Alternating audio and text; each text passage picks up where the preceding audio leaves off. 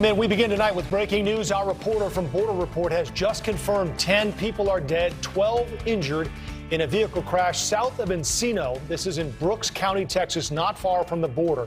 The van involved is believed to have been transporting at least 25 migrants. Let's bring in our voice now at the border, Sandra Sanchez from Border Report. Sandra, what's the latest? I know you were able to confirm a lot of this information just within the last half hour or so. Yes, thanks for having me. We learned that there are at least 10 deaths and 12 injuries. The injured are being airlifted. This is a really remote part, about 55 miles north of where I am now. And the migrants were trying to get around the checkpoint that's operated by Border Patrol off Highway 281. It's the largest checkpoint on the southwest border with 12 lanes. And it's in this very remote and desolate area that migrants have to traverse, often dropped off by coyotes or involved in chases and bailouts to get around. Oh, Sandra, I know that we're waiting. We have a crew on the way to this scene, but you just touched on something that I heard earlier, that this happens south of the checkpoint. And I know you've done some reporting for us in this area of Brooks County. What happens at that checkpoint? And if there are 25 people in this vehicle, would they have tried to somehow get through, hiding these people inside? Or do they let these people out so they run around the checkpoint? What happens at that checkpoint?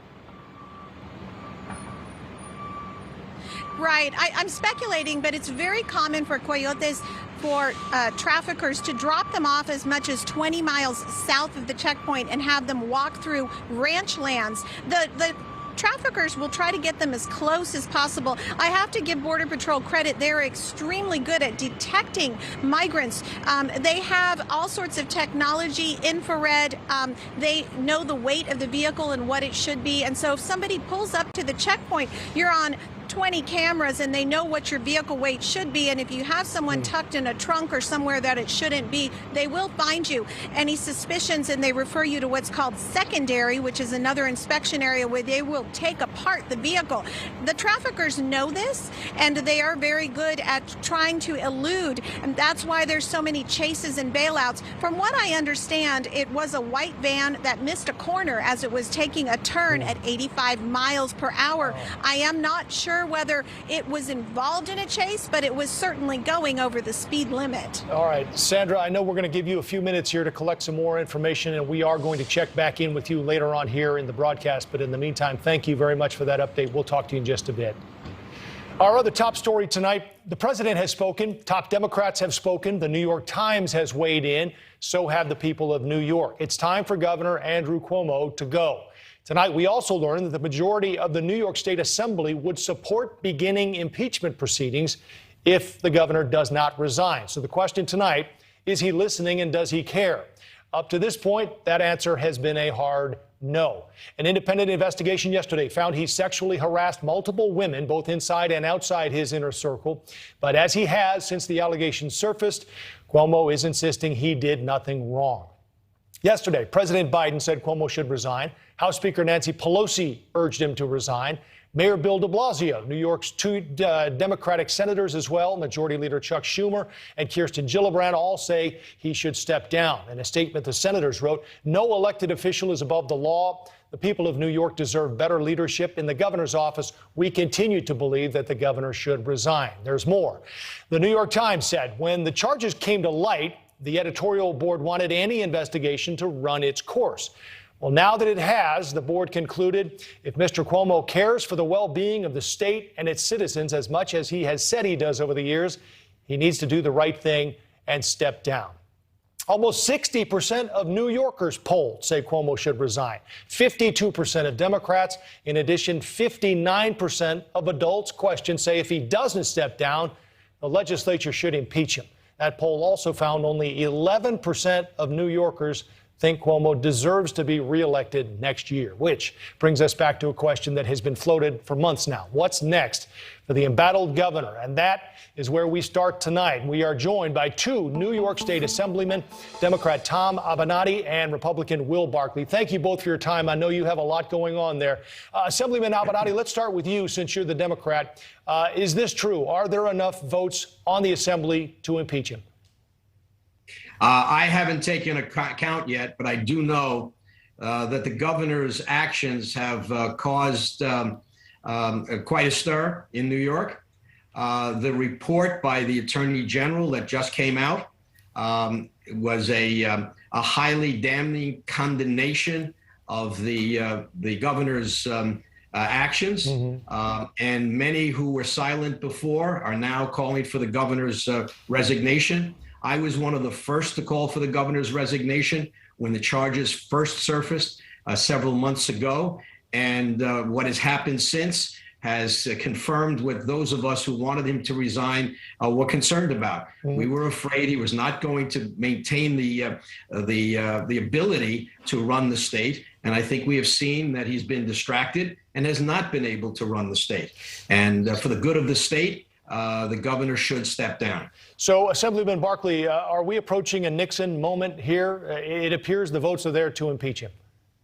Yeah, I think we may already be there. You know, Tom and I don't agree on much, but I think what he just said was extremely accurate of what's going on. I haven't heard one person come out in support, whether Republican or Democrat or anyone else, saying that he should stay on. And if he doesn't resign, I think, obviously, I believe the Assembly should move forward and we ought to start impeachment proceedings. But I hope he sees the light. And I don't think going through an impeachment proceedings beneficial for anybody in the state. And I hope he does see the light and resigns. So, you know, we had some patience. Maybe he's a little shell shocked after the AG's report, but now is the time to do the right thing because we have to move New York State, and having him at the top isn't going to be helpful for New York State to move forward. Assemblyman Avenatti, you say you haven't taken a vote. I'm sure there will be some viewers out there who find that hard to believe at this point. But let me ask you in another way. What's happening behind the scenes? What's going on in Albany right now? Well, I'm a member of the Judiciary Committee. And as my colleague knows, we're somewhat constrained to comment on the merits of the allegations. We're trying very hard to be as impartial as possible, to weigh the evidence, to look at the charges, to look at the governor's response to those charges, to look at his defense. If we come to a point where we believe that there is sufficient evidence to impeach, then I believe we have an obligation to draft articles of impeachment and recommend to the full assembly that they pass the articles of impeachment. If we find that we don't reach that high bar, then we're going to have to recommend that we don't take any action. But, you know, we are looking at 4 different areas. One is the allegations of sexual misconduct or sexual harassment. We're also looking at the governor's actions with respect to nursing homes in the state. We're looking at his alleged abuse of office, and we're looking at whether he kept quiet, avoided any discussion of dangers at the new Mario Cuomo Bridge. So we're looking at 4 different areas, and we're going to be meeting this Monday, discussing with our lawyers what the Attorney General's report had to say, what its impact should be, whether it is the same as their investigation, whether they found anything different, and also where they are in investigating these other matters. As you may know, the Assembly hired outside counsel, a large law firm, to work with the lawyers of the Assembly to look into all of these matters. And on Monday, we're going to get a status report and see where we're at. So, Assemblyman Berlie, you just mentioned the bipartisanship. It appears that your colleagues who have a supermajority in the Assembly will take the lead on this. Do you let them carry the ball? Well, to some extent, and I have the utmost respect for my colleagues who are on the Judiciary Committee. We have Republicans serving on that committee, so they've been involved in this investigation. The only thing I would say that's changed since maybe 3 days ago is the fact is we now do have an Attorney General report that is very damning against the governor. That was an independent report. She came out. I think now there's enough evidence with that 11 poor victims of sexual harassment by the governor, and it's well documented. I think there's enough there now to commence impeachment in the Assembly and send it over to the Senate and let them do the trial. I don't know what we're waiting for. Certainly there's other issues that the governor is being investigated for, and that's great, and they can continue on with that investigation. But I think the time is now to start the impeachment proceedings if the governor doesn't resign forthright. Pretty clear statement right there, Assemblyman Avenatti. Do you think there's any way Governor Cuomo survives this? Well, I don't want to comment on the merits. As I said, we're in the position of a grand jury and a prosecutor. And if you've ever dealt with prosecutors, they're not going to tell you in advance what the merits of their case are. They're just going to say, we're working on it, and when we come to a conclusion, we will let you know. And so what we have to do is take a look at the Attorney General's report. It provides us with a roadmap, but we have to look to see whether there is sufficient evidence for us to be able to prove our case before the jury of the Senate. How long does that take? Rubber stamp and say, okay, well, here's the allegations, we're going to go forward. We've got to be prepared to present the evidence in trial, right, and be able to win that trial if we decide to impeach. If it appears we will head down that road, would you go to the governor ahead of time and tell him? Well, I think that would be up to the speaker and to the minority leader, perhaps, to make it clear. But I think it's clear to the governor right now that the sense of the state is that he should do the right thing and just resign. I'll give you the last word. Will, go ahead. Thank you. If I may, thank you. The only thing I would ask any of my colleagues, if a vote for impeachment came up in the House, would anybody vote against that impeachment now? I would guess no. I think with the evidence out there, people are ready to move forward. And again, no disrespect, we're doing a full investigation. This is not a trial like a criminal trial. This is an impeachment. It's an overt political activity. And again, he will have his process in the Senate where they hold court. There's the evidence is there. The investigation has been done on the harassment. Let's move forward and let's move the governor out if he doesn't resign. Well, it is certainly a question we asked today. Who is supporting him? And it was a tough question to answer. I want to thank you both for your time. New York State Assemblyman Democrat Tom Avenatti and Republican Will Barkley. We appreciate it very much. Thank you. I want to welcome in now Pat Brady, former federal prosecutor and also member of the Republican National Committee, to get his take on Cuomo and much more. We use you for your political hat, your legal hat. Let's dip into both of these here right now. You've been a part of a lot of campaigns. What's the political strategy here, and is Cuomo running out of options? Lie till you get by. I mean, he's just going to try to run it out as long as he can and see if he can hang on. I mean, we kind of learned this. The Clintons kind of perfected that, where you just hang on as long as you can and see if people forget about it. But he doesn't need to have support amongst his most loyal supporters historically. So I think he's done. And I agree with the second comment there, that they've already got the evidence. They can vote the articles of impeachment out quickly and go right to the Senate. This is a political process. It's not a criminal trial. At what point do you realize your fate is sealed and maybe you should give up the ghost here? Although in Cuomo's case, he's made it very clear at each step along the way, when it seems these keep piling up, these allegations, he's vehemently denied all of it. Yeah, and he's just hurting himself at this point. He's hurting the state of New York, and he's hurting himself. The same thing happened here about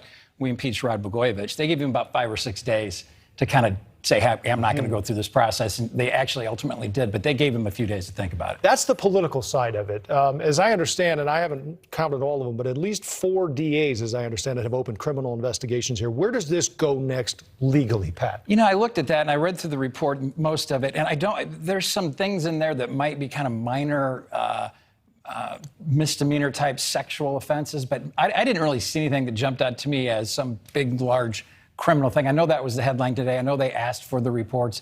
I'm not sure if that was not more political than it was actually somebody going to be prosecuted, but I just didn't see that much in there. I mean, you can do some things, and they've actually prosecuted some cases back in the day that offensive touching, but those are misdemeanors. I didn't see anything that jumped out at me as that he's going to be looking at jail time or something. Maybe civil as well, though. Could be civil completely, but criminal is a whole different world. I just didn't see it. All right, you mentioned Governor Blagojevich from Illinois in the news again. He was impeached, of course, as you mentioned, and he was in court yesterday suing. What's he fighting for? Well, he, once again, with Rod, he's been wrongly accused. And when he was impeached, like they're going through New York, the Senate said, okay, you also can never run for office again in Illinois, although he can run federally if he wants to, but he can't do it here in Illinois.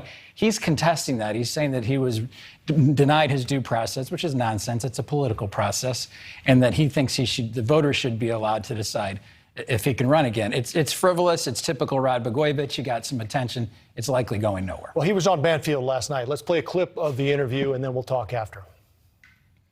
You say that the impeachment proceedings were unconstitutional. What are you basing that on? I'm basing it on the fact that they never proved up any crimes, and that the allegations were made about the so-called sale of the Senate seat at a super sensational press conference by the U.S. Attorney, Mr. Fitzgerald, a very dishonest person, while I was locked up after they came to my house at 6 o'clock in the morning with SWAT teams. I'm a sitting governor of the 5th largest state in America. That's never happened before. All right, Pat. So you were the head of the Illinois Republican Party at the time this was all going down. Yeah. Is this revisionist history on his part? That's a nice way to put it. It's just all a lie. That's not what happened. That's not why he was impeached. They had impeachment proceedings and they had a trial. He was not. He claims that everything is based on this selling the Senate seat. If you look at his indictment, his federal indictment, he extorted a children's hospital for campaign donations. That's just tip of the iceberg. What he did, he took this state and sold it for campaign contributions. So the sale of the Senate seat got the big headlines because it was, kind of a cool thing to talk about. But the reality was that's what he was convicted of. None of this stuff. When he says that's what drove the impeachment, kind of like in New York, they had 4 or 5 different articles on it. So why file this suit? Do you think he wants to run for something again? I'm sure he does. I mean, he probably has convinced himself in prison that he didn't do anything wrong. But I listened to that whole interview last night. I'm going, well, that's a lie. That's not right. That's a lie. Everything that he said in that interview, pretty much in the first part of it about the legalities and what happened to him was just a lie. It's just not true. But that, if Rod Blagojevich is talking, he's telling a falsehood. That's just what he did when he was here, and he's continuing to do it. So hopefully it goes away because it's not good for the state. You don't think this case goes anywhere? Oh, no, I do not. All right. Pat Brady, always good to see you. Thanks for your time and insight. Thanks. Coming up for us here, is it the start of a trend that could carry through the midterms? A Trump-backed candidate wins a special primary in Ohio. In fact, Pat, we're going to have you stick around and address some of this when we come back, along with Ohio Congressman Bill Johnson. He joins us live next. We're also following that breaking story from the border. At least 10 dead after a van filled with migrants crashed near the border. More than 24 reported on board, a dozen injured. We're on top of that. We'll bring you the latest ahead. And don't forget, you can follow us on social media at the Donlon Report on Twitter. Well, progressives might have the energy in the Democratic Party, but in Ohio's special congressional primary yesterday, they didn't have the votes. Shontel Brown, backed by Hillary Clinton and the party establishment, defeated Nina Turner, who had the support of both Bernie Sanders and Alexandria Ocasio-Cortez, as well as several progressive celebrities.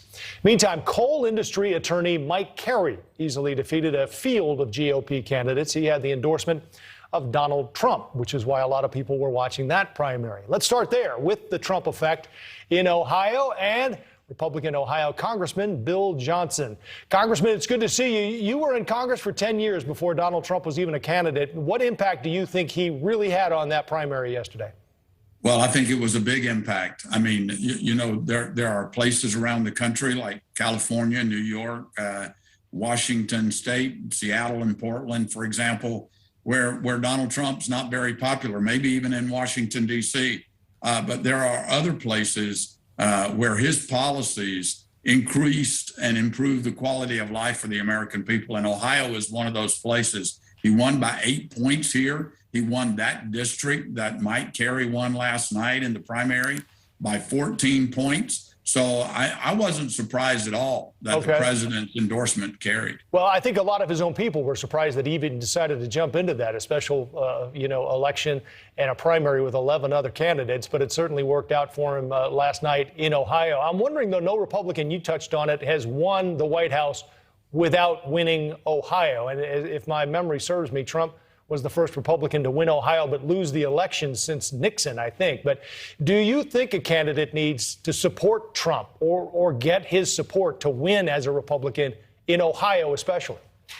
Look, I think aligning yourself with the policies that Donald Trump advocated for, the strongest economy we had in 50 years, the lowest unemployment that we had, the strongest national security and border security. We were energy independent for the first time in 70 years.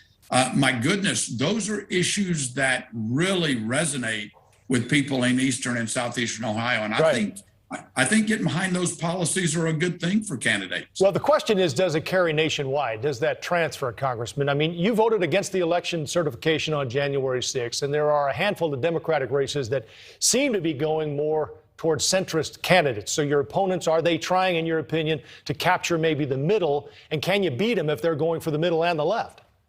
Well, I did vote to question and to object to the certification of the election because I was convinced that under Article 1, Article 2, the 12th Amendment and the Electoral Vote Act of 1877, that we have a responsibility in Congress, not just to rubber stamp, but to make sure our elections were legitimate. And we saw some clear, irrefutable evidence that there were some issues in some states.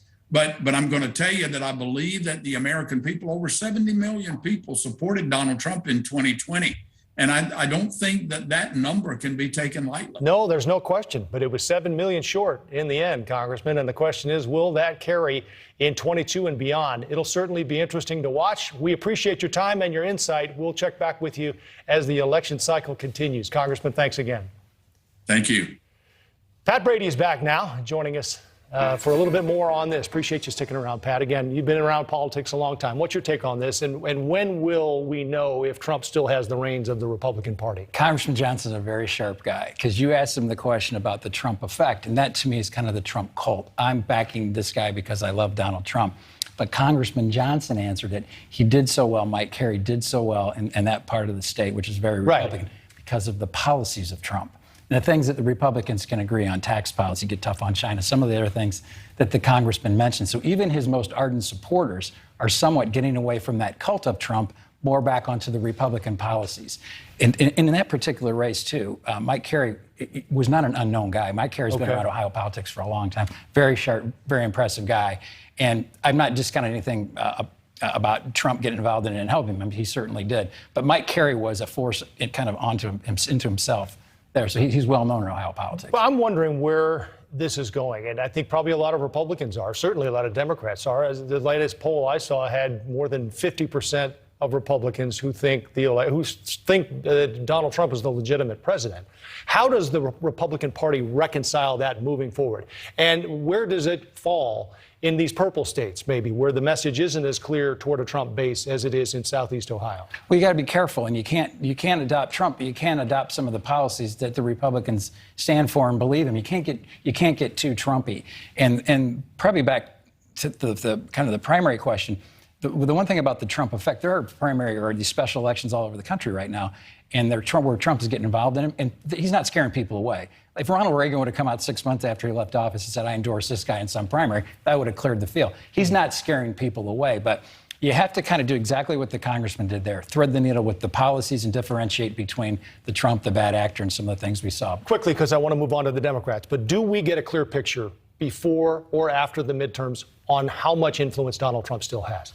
Yeah, well, a pretty clear picture. But I think the midterms almost depend more where Joe Biden is popularity-wise than what Donald Trump's doing, because these races tend to get very localized, very individualized. What did we learn on this Democratic primary near Cleveland? One thing so they're today saying that the progressives lost and the more centrist establishment candidate won. But the one thing that she did not do, and I watched this race fairly closely, she did not refute any of the progressive policies, the Medicare for all, defund police. Some of the other policies that are way out to the left. She still won as the establishment candidate, but I think she won as much for being establishment as she did.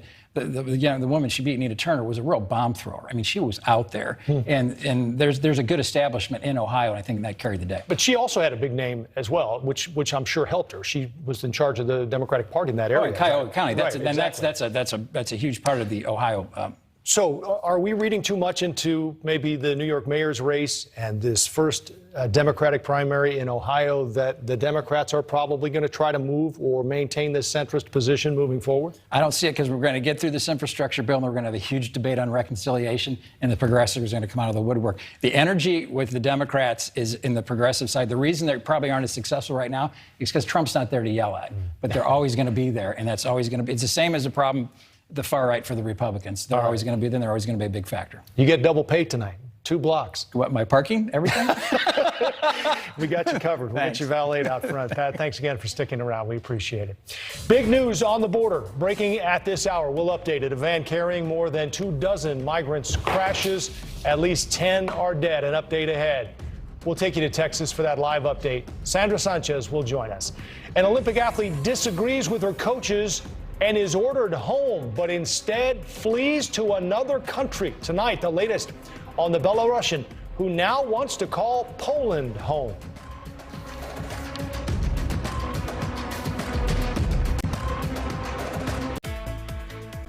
Back now with an update on our breaking news from Texas. 10 people are dead, 12 injured after a crash south of Encino. This is in Brooks County, Texas, not far from McAllen, which is on the South Texas Gulf Coast. Let's check in and get the latest now from our reporter at the border, Sandra Sanchez. Sandra, have you learned anything new? Well, the way I understand it, that at least 2 lanes of the highway, that's the only thoroughfare leading from the border north, have been closed as ambulances and helicopters take out the injured from the crash site. At least 12 people were injured when the van missed a turn at speeds of excess of 85 miles per hour, Border Patrol officials have told me. This is a 12-lane checkpoint, and you have to go through it. If you're living in the Rio Grande Valley or you've ever visited this area, you'll know what I'm talking about.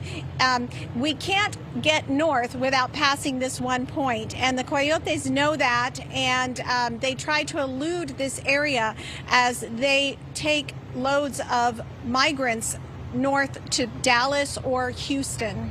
So, Sandra, I know we're asking you to sort of just guess on this, but how do 25 people end up in a van heading toward that checkpoint? Highway 281 is a very remote rural area. I'm not surprised. We see trailers full of dozens of migrants crammed together. And that's what the traffickers do. Border Patrol is always telling us that they have no respect for the people that they are carrying. They're just sandwiched in there. And this isn't the first. You know, we had a deadly crash in Southern California recently as well that involved a couple dozen migrants crashed in even smaller vehicle. So, yes, this is what happens here. You know, it's a different dynamic. Where I am here in McAllen, behind me are families that come in and turn themselves into Border Patrol. But in Brooks County, 50, 60 miles north, they know they're not going to be allowed to stay here. And so they have to try to elude capture in order to get north. All right, Sandra, one more question before we let you go. We were wondering now, there are questions about COVID outbreaks among migrants. What's happening there with testing and also with vaccinations? Yeah, the city of McAllen today actually put up a new 10th facility about 3 miles north of where I am for just the migrant families who have tested positive for coronavirus because they're so concerned about these migrants spreading coronavirus here in the community. DHS does not test the migrants for COVID. Behind me over my right shoulder is a facility where every migrant who's dropped off here gets tested. But this isn't paid for by DHS or done by DHS. This is done by an NGO that is contracted by the city as well as Catholic Charities of the Rio Grande Valley and Hidalgo County officials. But they are growing increasingly concerned that with 8 to 10% of all migrants testing positive, the situation's quickly getting out of control. So they've opened this tent facility. It can hold 260 people. That's going to quickly fill up, undoubtedly. Just standing here for a couple hours, we have seen so many buses dropping off many, many migrants here. It continues. Okay, Sandra Sanchez, thank you very much for the update on the border. We appreciate it. I want to bring in now Sheriff Bill Wayborn of Tarrant County, Texas. His county may not be on the border, but still heavily impacted by the ongoing crisis. As the crow flies, you're pretty much surrounded by Fort Worth there, Sheriff, for our viewers' sake, to let them know where you are. And as I understand it, you have the largest human trafficking division in the state. What's happening in your county that's a byproduct of what we're seeing at the border? Well, we have currently one of the larger human trafficking units. Is that what we're seeing in Tarrant County is that the I-35 corridor, the I-20 corridors, we're seeing people come through there, but we're seeing copious amounts of drugs. And just ironically, a few days ago, several illegal aliens were found in a travel vehicle, very much like you just heard, and that's very common. But right now, I think the impact is that dope is cheap. The violent uptick can be connected to it. And people are, COVID, methamphetamine, heroin, cocaine is plentiful and it's very dangerous, and it's all coming through that port. It's just coming straight from the port in the Southwest. How much worse has it gotten with this surge, Sheriff? It has gotten horrible. For instance, that 9 months ago, you could buy a gram of methamphetamine for $50 on the streets of Tarrant County. Today, that same gram is $15 to $20. We're seeing fentanyl a third of what its price is. It's extremely cheap. We've seized enough fentanyl in Texas to kill every man, woman, and child in Texas, plus some. And it's just plentiful, and it keeps on coming. And methamphetamines, It's not unusual to hear about 100 kilos takes down on our highways. All right, Sheriff Bill Wayborn of Tarrant County, Texas, we appreciate your time. It's good to see you again, sir. Thank you. Good to see you, Joe. Thank you.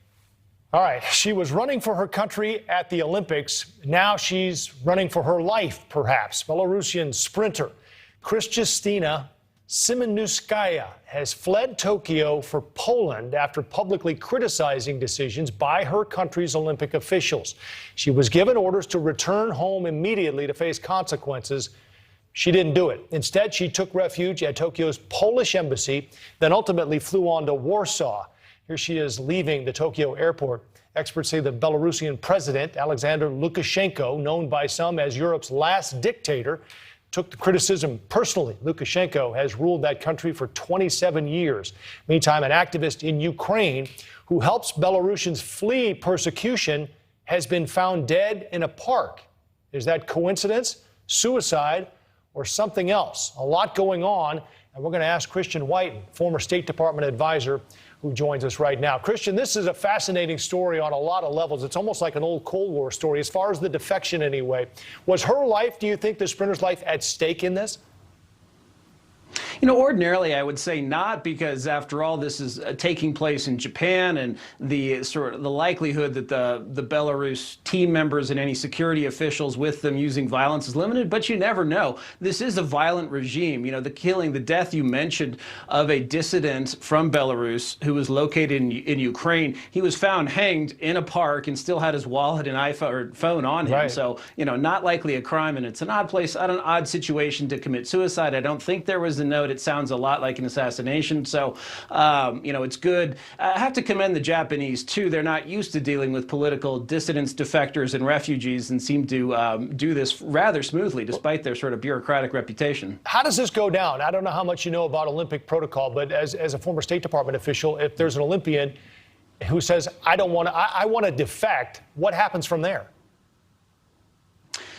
From there, a couple things. It depends on how the country handles it. It was somewhat seamless in this situation because Poland did step up, and you had some other governments in New Europe say, and these are countries that know all about Belarus, have to deal with them, and Belarus is really on their radar. You know, recently Belarus basically ordered a flight that was going from Greece to Lithuania that clipped a part of Belarus to land, basically hijacked the plane using fighter planes, said that, oh, we're looking for a bomb, but in fact they dragged a dissident off it, threw him in jail where he remains. So, you know, there were concerns about that happening here, too, weren't there, Christian? I mean, they were worried about her flight, the sprinter's flight, getting brought down in Ukraine or somewhere else and diverted. And then they ended up taking her to Vienna, didn't they?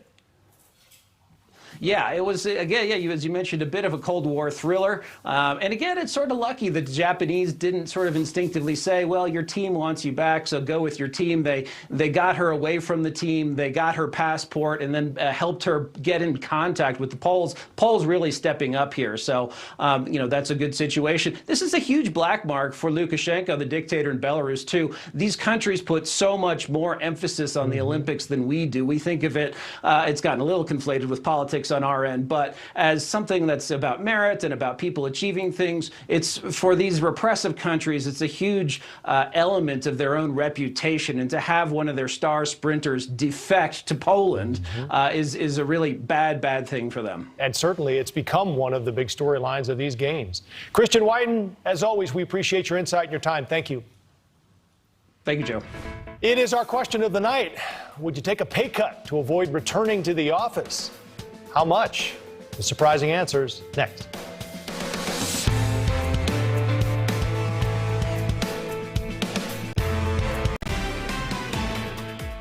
Florida Governor Ron DeSantis held a roundtable with Florida health leaders this morning, among them a number of hospital CEOs. The main takeaway? Get the vaccine. Joining me now for more, News Nation's Brian Etten. Hi, Brian. Hey, Joe. Yeah, bottom line, the takeaway was to get the vaccine, but these hospital CEOs also really stressed perspective. I mean, you read these headlines about Florida and you think the world is coming to an end here. And most of the CEOs said that for the most part, most of the patients in their hospitals are not COVID patients. They do have beds available, and they emphasized that the death rate is much lower in Florida than it was last year because 85% of the seniors in Florida are now vaccinated. Listen to what some of these CEOs said. At TGH right now, we have 126 COVID patients. We're a 1,041-bed hospital. 80% of our patient census is non-COVID patients. We're not getting those 75 and 85-year-olds that we were getting last year. So we think that the actual death rates will be dramatically less than what we expected last summer.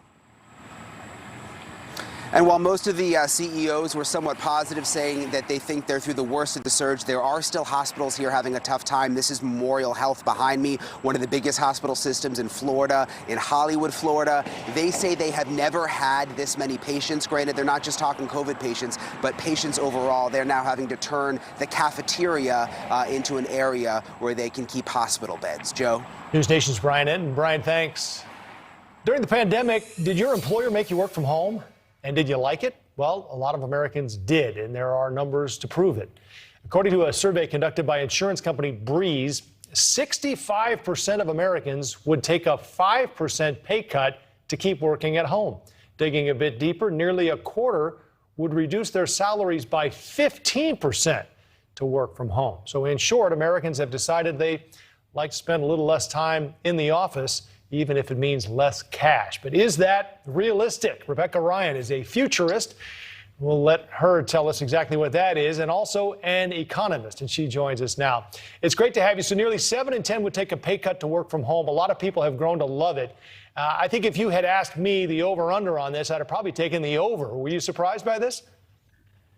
Not really, because in all of the signaling work that we do as futurists, where we're trying to listen for signals of the future, this has been around us for a while. So we know that the friction, for example, of commuting to work, it's not there when you work at home. We know that many people were as productive, if not more productive. And what I really think is going on here, Joe, is that the one thing that people who can work from home, most of these people are knowledge workers, right? The one thing that they crave is autonomy.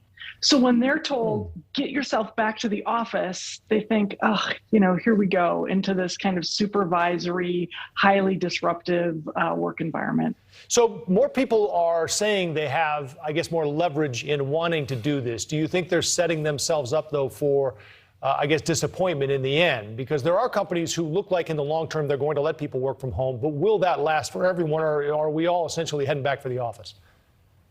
Well, I think it's a mix of the two. I do think the genie is out of the bottle. We are never again going to have the same kind of ugly stepsister look at people who work remotely. I think heretofore, this is going to be something that's going to be an option, and it's especially going to be an option for organizations that have hard to fill jobs. So I think this is here to stay. Now, do we all go back to the office? Maybe not. This hybrid arrangement that everyone's been talking about, where I've heard numerous things now, 2.5 days in the office, 2.5 days home. I was on the phone with an executive from a chamber of commerce today who said in his organization, they're allowing people to choose up to 5 flex days a month.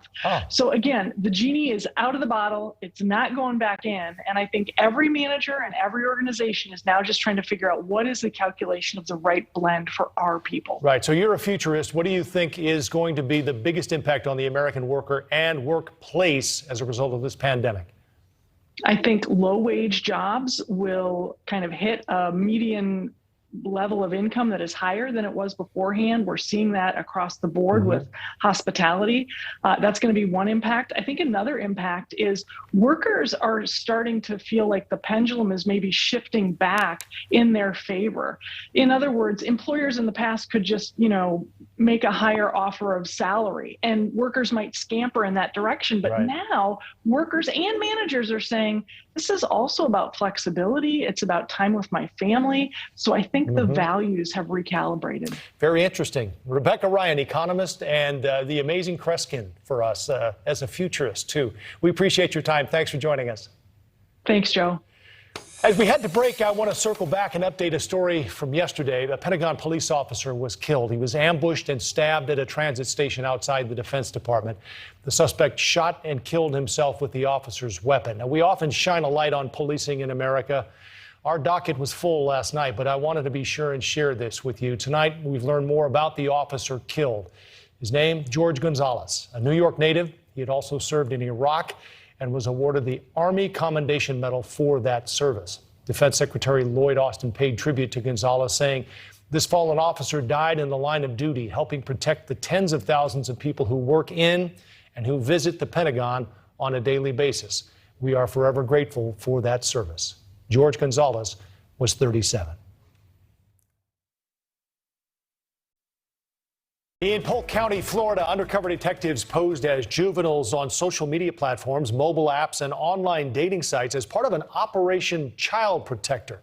The sting resulted in the arrest of 17 people who engaged with the undercover detectives, thinking they were underage children between ages 13 or 14. The suspects showed up at an undercover location in Polk County at separate times to meet who they thought were children to, quote, sexually batter them. Yesterday, I spoke with the always animated Polk County Sheriff, Grady Judd. He broke down the undercover sting. Take a listen.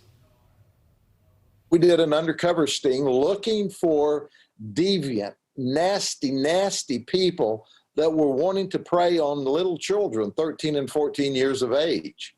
And we put all of them in jail, all 17 of them, from a week's work. I badmouth them today, but they need it because they're deviants, they're criminals, they're child predators. And had my detectives and our officer detectives that helped us not been the good guys posing as children, they would have attacked those children. Instead, they attacked a jail cell. The must-see TV Polk County, Florida Sheriff Judd there for us. Before we go, talk about a roller coaster ride. How about doing a backflip on the International Space Station? That's what happened after a 22-ton Russian research module had its thruster backfire. Former NASA astronaut Jose Hernandez will be on the Donlon Report tomorrow to discuss it. We look forward to seeing you then. Right now, it's time for On Balance with Leland Vitter.